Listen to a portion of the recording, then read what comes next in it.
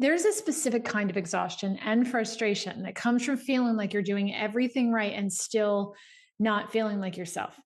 You're not burned out in the way people talk about burnout. You're not falling apart, but something is off. And that part that messes with you is that you cannot figure out why, because by every measure, you should be fine. And when the symptoms show up, the hot flashes, the brain fog, the joints, the sleep, the weight, that voice kicks in, the one that makes you question yourself and wonder if maybe you just can't hack it anymore. That voice is wrong. But that also doesn't mean that you just have to suck it up and pretend like it's not happening. There is a way through this phase that doesn't require you to fight it or fake it. And that's what this episode is about.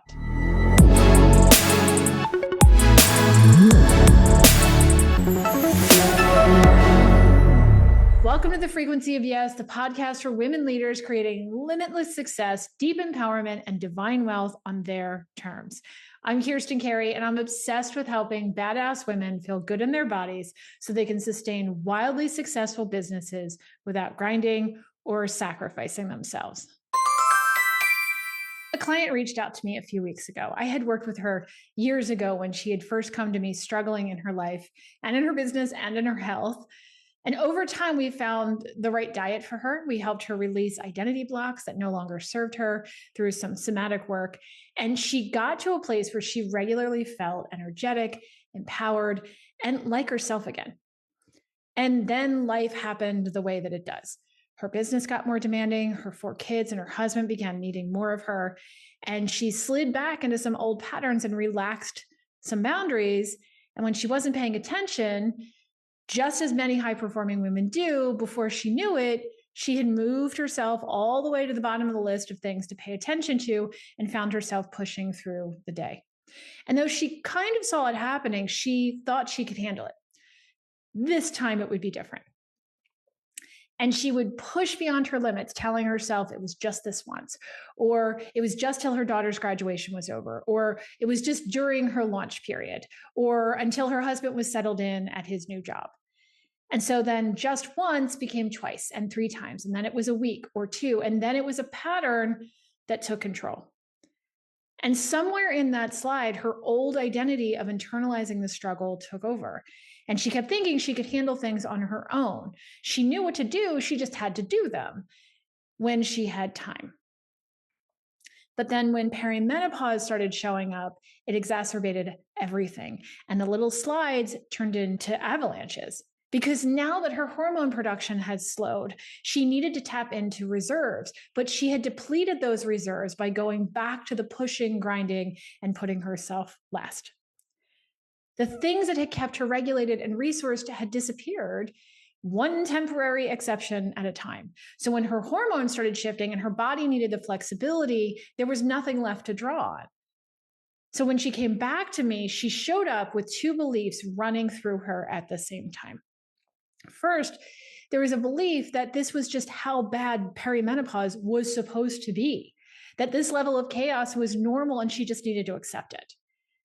And then her second belief was that she was failing, that a woman with her background and her intelligence should not be this symptomatic. And the fact that she was meant that something was fundamentally wrong with her. Now, neither of those beliefs were true. What was true was that she didn't fully appreciate how important it was to make sure her needs were met during this phase, and that the old way of pushing and forcing herself through was no longer an option, not even for a little bit. So the version of her who learned to strive and achieve no matter what, the one that had built her business, even with 4 kids, a spouse, and a household to run, was in conflict with what her body needed now. And that's what this episode is about, because she is not an outlier. She is the common pattern. No one gets through the matriarch phase without some symptoms. And the symptoms are not a verdict on who you are or how strong you are or how smart you are. They are information about where your reserves are and on the belief system running your decisions. Now, most of us grew up with some version of the 3-phase archetype: maiden, mother, and crone. The woman who is becoming, the woman who is building, and the elder who has crossed through and holds the wisdom of everything that came before. The transition between the mother phase and crone is not typically seen as a specific phase, though after working with hundreds of high-performing women, the need for a transition phase was obvious. Because as perimenopause begins, which can be as early as your 30s, though typically most women hit it in their 40s, you are leaving the mother phase of building and grinding. Your body is changing in ways that you can feel, even if you can't fully describe it, and even if it's not showing up on a lab result. But even though the mother phase no longer really fits you, you're definitely not ready for the crone phase yet. You're not done. You're not ready to retire. You've got 10, 20, maybe even 30 more years of leading ahead of you. But your priorities are changing along with your body, and you need something different. I call this the matriarch phase. This phase is where you step into your authority and you create your legacy. It's the kind of wisdom and power that does not come from pushing harder, but from having built something real and knowing what it costs you to build it. The matriarch phase is that crossover from being the woman who's building, from that masculine energy of action, to becoming the woman who leads with feminine authority, where the strategies that worked in the building years no longer serve you because you're emerging as a different woman. And we all go through this phase, some more easily than others, but no one gets to skip it. There's no hall pass, no matter how much money you've made, how smart you are, or how much you've sacrificed. And no matter how much inner work you've done, or how healthy that you eat, or how much you squat at the gym, you still have to go through this phase. But what makes this phase different for high achieving women is it feels harder when you're using old strategies and beliefs to try to get you through the hard parts of this phase faster. Because the identity attachments that made us successful in the mother phase are the very ones that crush us in the matriarch phase. Because many of those identities are what trigger a high cortisol response that no longer serves us as our hormone production goes down. And the behaviors that we were getting away with in our 20s and 30s create a fear pattern as we get older, which causes havoc in our bodies, our brains, and in our businesses. And the belief that many of us locked into when we were younger, especially those of us that grew up in the 70s and 80s, is the one that haunts us the most in the matriarch phase. The belief that we have to achieve and figure it out alone. Because achieving is what got us seen and heard, and asking for help or expressing our needs is what got us labeled as difficult or sensitive. And I know I learned quickly to suck it up and walk it off because I never wanted to be labeled as too much. I would much rather be seen as accomplished and strong, even if I was suffering to do it. So when things are not going the way we plan, high achieving women tend to internalize that struggle, and then we do everything we can to course correct before anyone else figures out that there's a problem. And as our bodies begin the hormonal transition to menopause, many women will try to silently figure out their symptoms on their own, or they'll beat themselves up for having to have them at all. And that reaction is what makes this transition even more difficult and compounds the symptoms. I know this personally. I have been a business consultant for more than 30 years and a natural health practitioner for more than 15. And I was forced to become a practitioner to figure out what was wrong with my own body. I spent decades being failed by the conventional healthcare system and eventually found the right strategy to reverse 2 autoimmune conditions. And then I helped hundreds of other women do the same thing. I did the work to release the grind and achieve at all costs identity that built my earlier businesses, and then I wrecked my health at the same time. But I know more about hormones and the physiology as well as the psychology of this transition than most women at my age are ever going to have access to. But I still wake up with hot flashes from time to time. I still lose a word here and there and find myself playing an impromptu game of charades as I try to remember the word. And I have mornings where my joints are stiff. And it's not because I'm failing or don't know what I'm doing.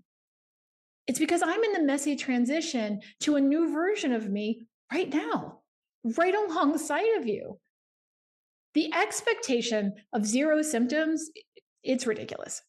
It's a false belief tied to conditioning that made us feel seen when we achieved and problematic when we asked for help.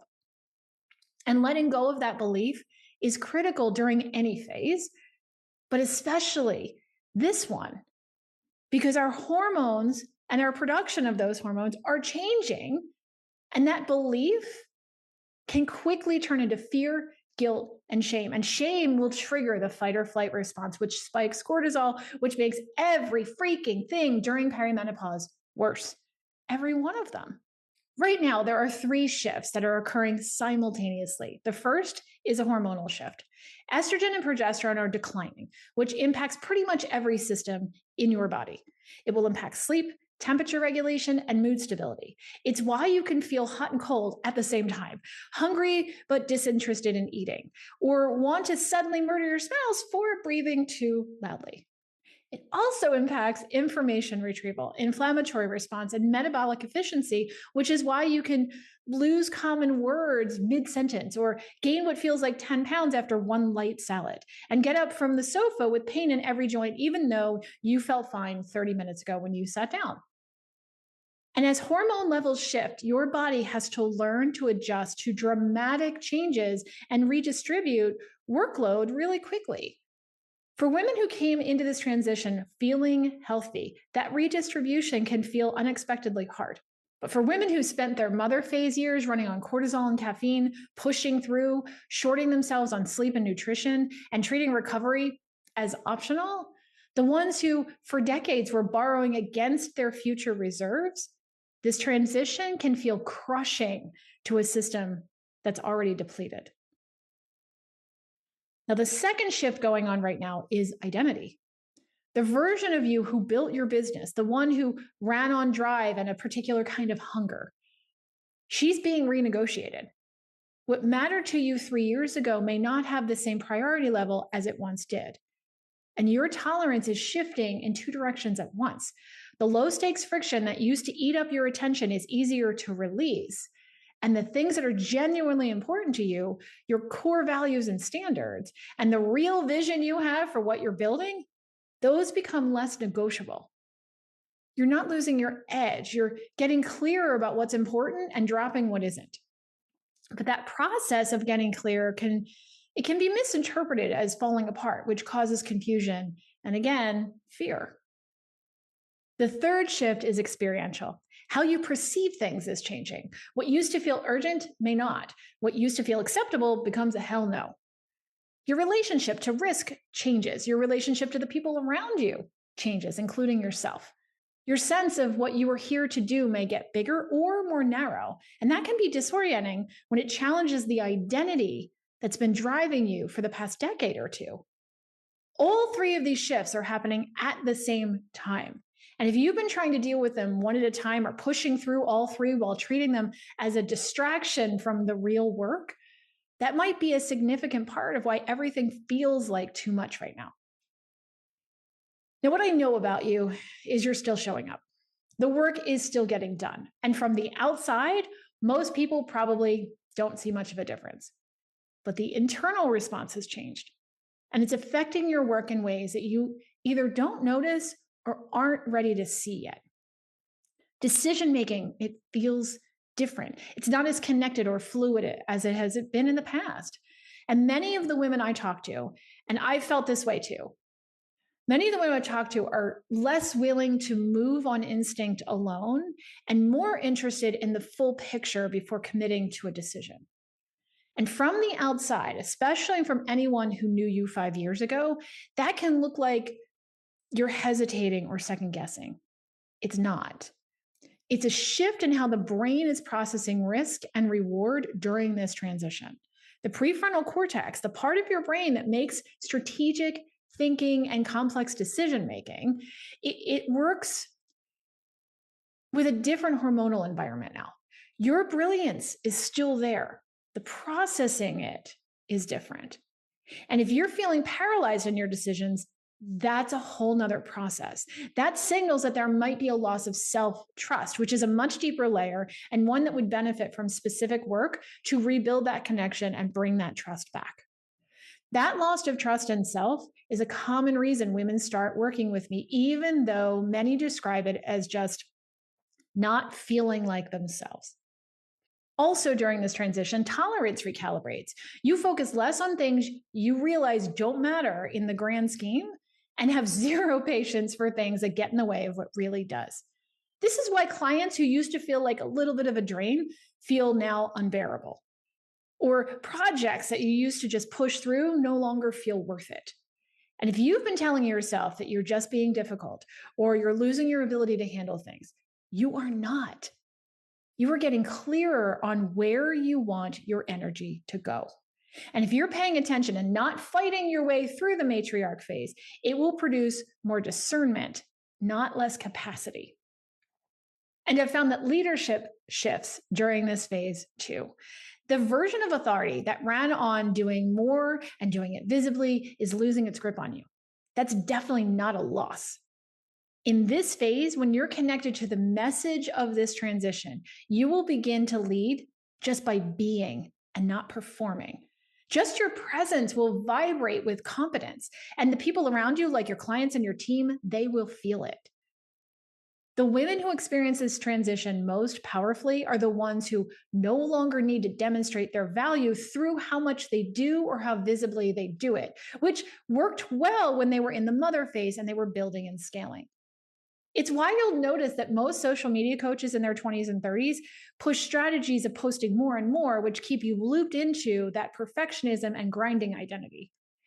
Women who are moving into this phase are stepping into the most authentic versions of themselves that they've ever connected to.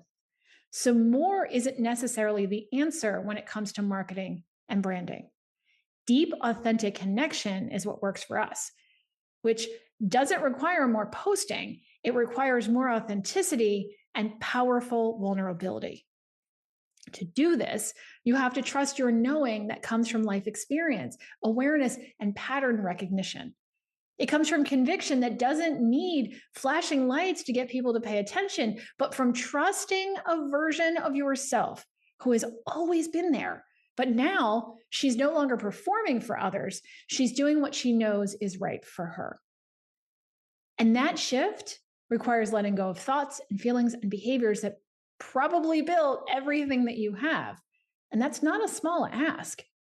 And underneath all of it, there's often something that doesn't quite have language to it yet, because you're not in crisis, you're in transition. And those two things feel similar from the inside, and they're not the same thing. So let's pause here for a moment because I want to make sure my message isn't being lost. There are remedies available to women in this phase that can reduce or eliminate certain symptoms, things like hormone replacement therapy, medications, procedures. If you choose any of those with full information and a clear understanding of how they work, what they do, and what the side effects are, that's your choice to make, and I respect it completely. I am not here to talk you out of those choices, and I have supported clients through them before. What I want to make sure is clear to you is what's driving the belief underneath the choice. If you're considering intervention because you believe your symptoms mean you're failing and that your body shouldn't be shifting or changing, or that your body is not capable of making this shift without it, that's the belief that I would love for you to address first. Because symptoms are not evidence of failure, they're information. They're your body in conversation with you about what it needs, what it has too much of, what it needs more of, and what has to shift so it gets the support it deserves. The challenge most women have is they don't understand what their symptoms mean physiologically and emotionally. And they don't have the proper support to make the right adjustments for the root cause of those symptoms. And then they often don't even know where to go to get that support. And again, expecting to have no symptoms during this transitional phase is setting yourself up to feel like you're failing. Look, I have hot flashes, and when they come, I know they're part of the adjustment, but I also know what needs to change to help support my body through them, and when I just need to allow them to just be what they are. I watch my sleep, my nutrition, and my routine to make sure that they are still supporting me and not causing me to borrow against my future health. My sleep is restorative, my workouts are weight bearing, and I actively create time to spend with the people who are important to me. But I also get an unexpected migraine here and there. So I track them, I find the pattern so I can make the changes. And sometimes I see them as information that just needs me to take a break. So I step away from the screens and I resist the urge to create busy work to feel productive. And I have a real physical and mental break where I connect to myself.